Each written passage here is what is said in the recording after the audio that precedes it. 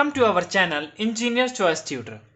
आज के लेक्चर में हम कुछ एग्जांपल्स करेंगे। ओके, सो पहला एग्जांपल हम देखते हैं। Check whether the following digital systems are BIBO stable और not. Means BIBO stable means bounded input bounded output, stable और not means you have to check that a system is stable और not. तो चलिए start करते हैं। Question क्या है, हमें सिस्टम का आउटपुट दिया हुआ है, that is y of n equal to e to the power minus x of n दिया हुआ है। ओके, तो एक एलटीआई सिस्टम जो होता है उसमें जब हम लोग स्टेबिलिटी चेक करते हैं तो मैंने ऑलरेडी आपको बता रखा है, उसका स्टेबिलिटी चेक करते समय जो इनपुट में हम क्या लेते हैं, एक यूनिट इम्पल्स सिग्नल को एज अ इनपुट लेते हैं और आउटपुट में क्या मिलता है, आउटपुट को लेते हैं impulse response, that is h of n. Okay, ये रूल है, तभी स्टेबिलिटी हम चेक कर पाते हैं। तो ये वाई ऑफ एन दिया हुआ है अपने को, क्या, e to the power minus x of n.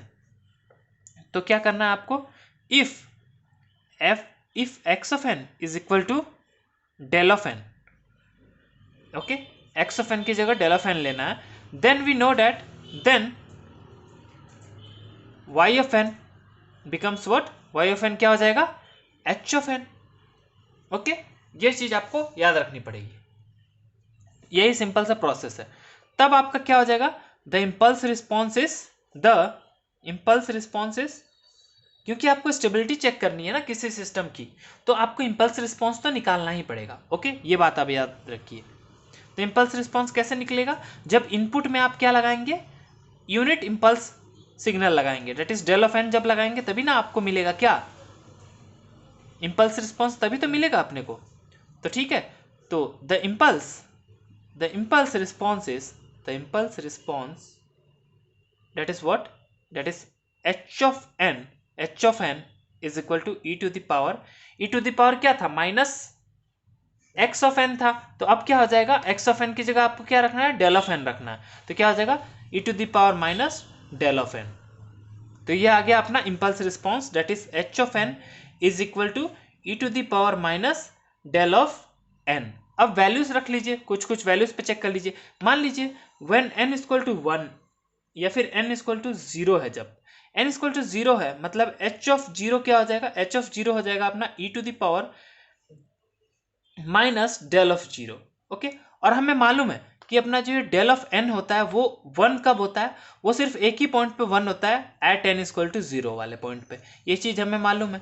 Okay, ये क्या है, यूनिट इंपल्स सिग्नल 1 कब होता है, एट एन इक्वल टू 0 पे ही। तो ये दिख रहा है डेल ऑफ 0 है यहाँ पे, तो डेल ऑफ 0 क्या हो जाएगा, 1 हो जाएगा। तो क्या हो जाएगा, ई टू दावर माइनस 1 आ गया, कब, जब n की वैल्यू 0 है।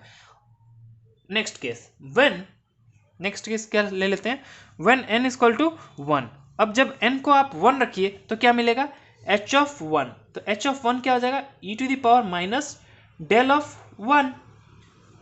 तो सिर्फ n इक्वल टू 0 पे ही ये जो डेल ऑफ n होता है ना वो 1 देता है, बाकी हर एक पॉइंट पे 0 देता है। तो ये भी क्या देगा, 0 देगा।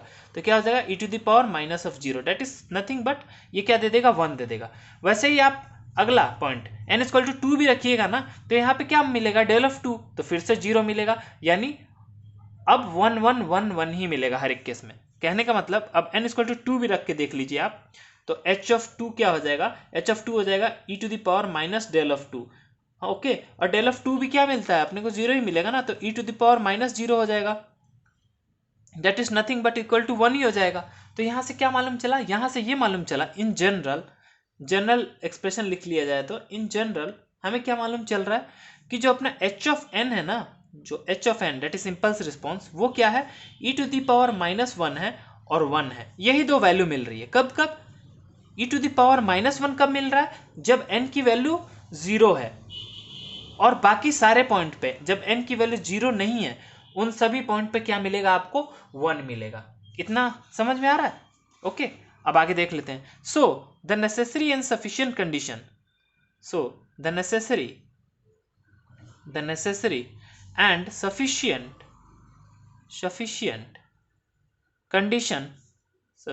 कंडीशन for Bibo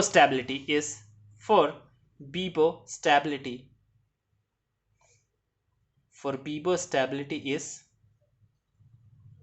क्या है necessary and sufficient condition for BIBO stability? हमने ऑलरेडी देखा है कि summation n equal to minus infinity to infinity mod h of n क्या होना चाहिए? स्मॉलर देन इन्फिनिटी होना चाहिए। अब ये पार्ट आपको निकाल लेना है, summation of h of n over the limit n equal to minus infinity to infinity. Okay, आपको ये निकाल लेना है। उसके बाद आपको देखना है कि क्या वो स्मॉलर देन इन्फिनिटी है। अगर है तो बोल दीजिए कि सिस्टम स्टेबल है, अगर स्मॉलर देन इन्फिनिटी नहीं है तो बोल दीजिए कि सिस्टम स्टेबल नहीं है। ओके, तो चेक कर लेते हैं, निकाल लेते हैं। देयरफॉर तो ये निकालेंगे तो क्या हो जाएगा?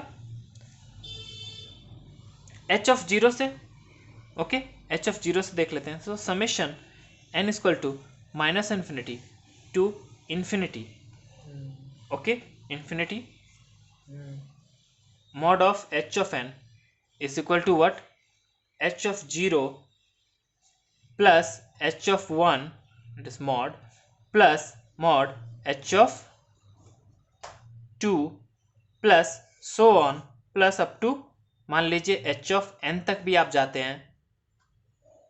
ओके, तो क्या होगा इस केस में? सिर्फ जीरो पे ही क्या मिल रहा है? e to the power minus one मिल रहा है। बाकी सब जगह one plus one plus one plus one plus one plus ऐसे क्या चलते जाएगा, ये चलते जाएगा। ओके, तो यहाँ से क्या मालूम चल रहा है? ये चलते जा रहा है, मतलब बाउंडेड नहीं है।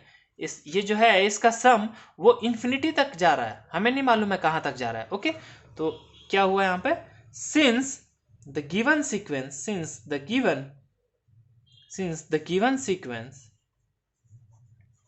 okay, since the given sequence never converges, so it is not a stable system, it is Bibo unstable system, it is Bibo